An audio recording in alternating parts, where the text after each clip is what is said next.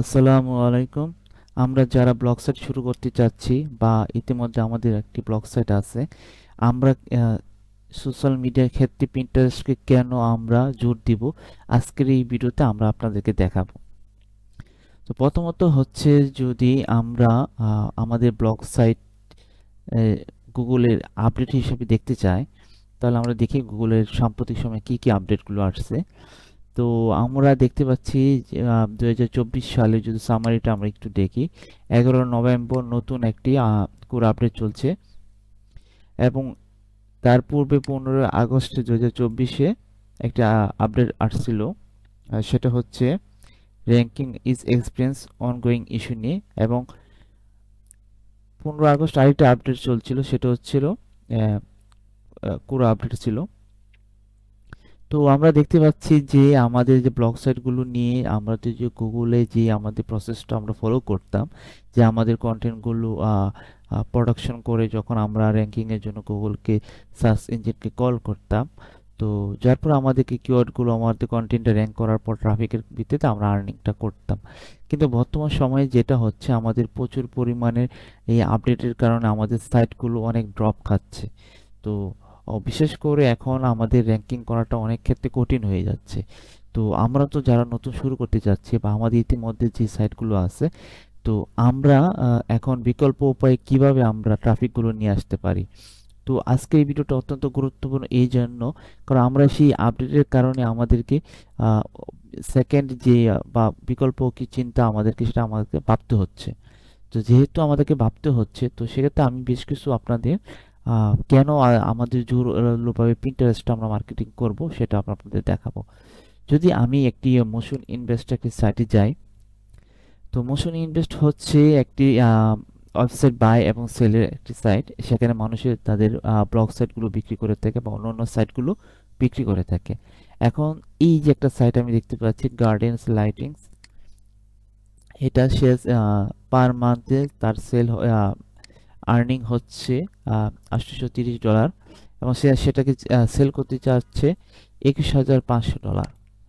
তো এটা যে সাইটে $21,500 এটা সেল করতে চাচ্ছে, তার এটাকে যদি আমি দেখি যে তার মূল আর্নিং সোর্সটা কি, সে কিভাবে ট্রাফিকগুলো গেইন করে, আমি যদি দেখি, আমি যদি একটু নিচে দিকে স্ক্রল করি এবং যদি একটু পড়ি, তাদের কি রয়েছে, প্রায় 22,000 প্রতি মাসে ট্রাফিক আসে তার, এবং ইনকাম ডোমেন অথরিটি 8, এবং 127টা আর্টিকেল রয়েছে, এবং সেটা 2024 সালে এটা সাইটটা তৈরি করেছিল। এবং সাইটটির অ্যাকাউন্টে যদি আমি একটু নিচের দিকে দেখি, এটা গার্ডেনিং একটা ওয়েবসাইট, গার্ডেনের উপর একটা সাইট। হ্যাঁ, নিচের দিকে দেখি তার 4,000 ফলোয়ার রয়েছে। হ্যাঁ, 4,000 ফলোয়ার রয়েছে, এবং তার মান্থলি ভিউ যদি আমি একটু ওপেন করি, তাহলে হয়তো দেখতে পারবো যে এই সাইটের মান্থলি ভিউ কত, পিন্টারেস্টের এই চ্যানেলটা। যদি দেখি, প্রায় 6 থেকে 5 মিলিয়ন মান্থলি ভিউ আছে। বুঝতে পারছেন, থেকে 6 থেকে 5 মিলিয়ন মান্থলি ভিউ আছে ট্রাফিক, এবং তার টোটাল পিন করেছে প্রায় 7,000-এর মতো সে পিন করেছে টোটাল, এবং এইগুলো হচ্ছে তার পিন।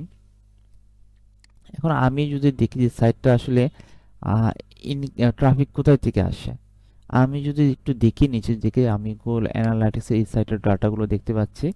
এখানে টোটাল প্রায় যদি 1 জানুয়ারি থেকে 26 নভেম্বর পর্যন্ত ট্রাফিক অ্যানালাইজ করে দেখা যাচ্ছে যে টোটাল ট্রাফিকটা হচ্ছে পিন্টারেস্টের উপরে প্রায় 3 লাখের মতো ট্রাফিক, এখানে 2,35,000 ট্রাফিক, আর এখানে যে ডিরেক্ট আসছে 75 আছে, সেটাও কিন্তু পিন্টারেস্ট থেকে আসতেছে। তার যা শুধু গুগল থেকে সে 6,000 ট্রাফিক। তার মানে এই সাইটটা, যে সাইটটা আমি ওপেন করেছি, এই সাইটটা সম্পূর্ণ ডিপেন্ড হচ্ছে পিন্টারেস্টের উপরে, কারণ সে পিন্টারেস্টকে টার্গেট করেছে, পিন্টারেস্টে পিন, এবং সেই পিন দিয়েছে, এবং সেই অনুযায়ী সে কন্টেন্টগুলো দিয়েছে, এবং সেখান থেকে প্রচুর পরিমাণ ট্রাফিকগুলো গেইন করতেছে। সে কিন্তু গুগলের উপরে ডিপেন্ড নয়। আমরা যদি দেখি, দেখেন যদি পিন্টারেস্ট ইউকে, সেখানেও 1,000-এর মতো ট্রাফিক, মানে পুরো ট্রাফিকের যে চক্রটা আসছে, যে ট্রাফিকগুলো আসতেছে, সম্পূর্ণ সে পিন্টারেস্ট থেকে ট্রাফিকগুলো নিচ্ছে। এবং কিভাবে ট্রাফিকগুলো নিচ্ছে আমি যদি একটু দেখি, তা সে এই পিনগুলো করেছে। পিনগুলো যদি আমি একটু দেখি, চেক করে ওপেন করে দেখেন সে এই ধরনের পিনগুলো শেয়ার করেছে এবং আমার কাছে মনে হচ্ছে এই পিনগুলো যে ইমেজগুলো জেনারেট করেছে সেই ইমেজগুলো বেশিরভাগ ক্ষেত্রে সে এআই দিয়ে জেনারেট করেছে। এআই দিয়ে পিনগুলো জেনারেট করেছে এবং যদি একটু দেখি একটা পিন ওপেন করে,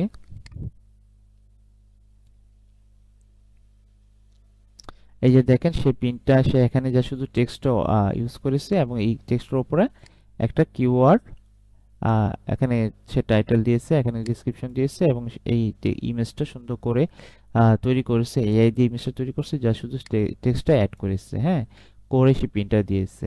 তো এরকম সে প্রায় ৬,০০০ মতো পিন করছে। আমি যখন এটা ক্লিক করেছি, এটা ক্লিক করার পর আউটবাউন্ড লিঙ্ক, এবং সে এখানে সে তার কন্টেন্টগুলো প্রোডাকশন করেছে। আমি যদি দেখি যে কন্টেন্টগুলো, বেশিরভাগ কন্টেন্ট যদি একটু তাকালে যদি পড়ে, আমার কাছে মনে হচ্ছে যে কন্টেন্টগুলো বেশিরভাগই এআই দিয়ে তৈরি করা।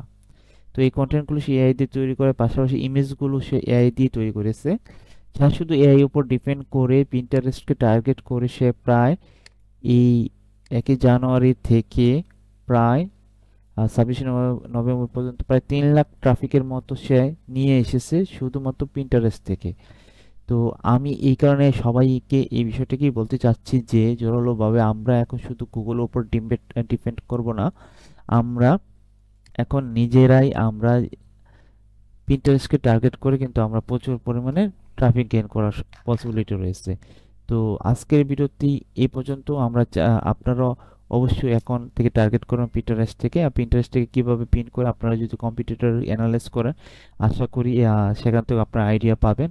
আর পাশাপাশি পিন্টারেস্টে যে বিভিন্ন আপনাদের সার্চ ফিড রয়েছে, সেখানে যদি একটু রিসার্চ করেন, পিন্টারেস্টের ট্রেন্ডিংসের বিষয়গুলো যদি দেখেন, আশা করি সেখান থেকে আরও হেল্পফুল তথ্য পাবেন।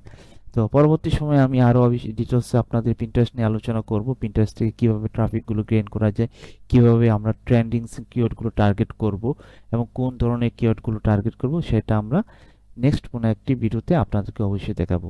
তো ধন্যবাদ সবাইকে। আসসালামু আলাইকুম রহমতুল্লাহ বারকাতুহু।